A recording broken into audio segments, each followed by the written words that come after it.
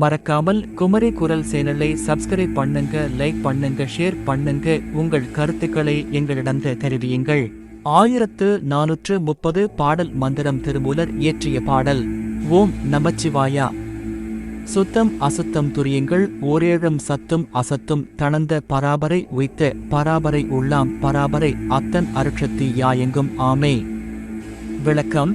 சுத்த நிலையில் சாக்கிரம், சொப்பனம் என 2, அசுத்த நிலையில் சாக்கிரம், சொப்பனம், சுழுத்தி என 3, துரிய நிலையில் துரியம், துரியாதிதம் என 2 ஆகிய 7 அவத்தைகளையும் சத்து அசத்து என்ற பொருள் நிலைகளையும் உள்நின்ற சக்தியாகவும் இருக்கிறாள்.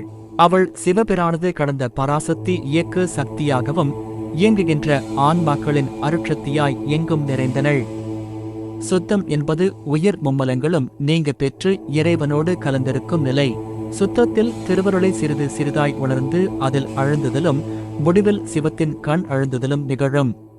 துரியம் திருவருளில் அழுந்தும் நிலை, துரியாதீதம் சிவத்தில் அழுந்தும் நிலை. அசுத்த நிலை என்பது அறியாமையுடன் கூடியது. இது உயிர் ஆணவத்தோடு மட்டும் நிற்கும் நிலை. அசுத்த நிலையில் ஆன்மாவின் அறியாமை படிப்படியாய் அதிகரித்துக் கொண்டிருக்கும்.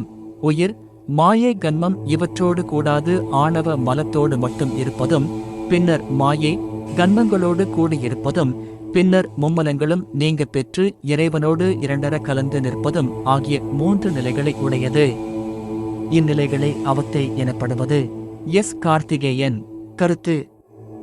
எந்த ஒரு ஜீவனும் இந்த உலகில் பிறப்பு எடுக்கும் போது பாவம் புண்ணியம் என்ற 2 கணக்கோடு நான் வருகிறார்கள். அந்த இரண்டடையுமே இறைவன் சமபித்துவிட்டு எவன் ஒருவன் இறைவனிடம் சரணாகதி அடைகிறனோ ஞானி ஆகிறான். இறை சக்தியை அடைகிறார்கள், பூஜைக்குரிய நபர்கள் ஆகிறார்கள். நன்றி, வணக்கம். திருச்சிற்றம்பலம்.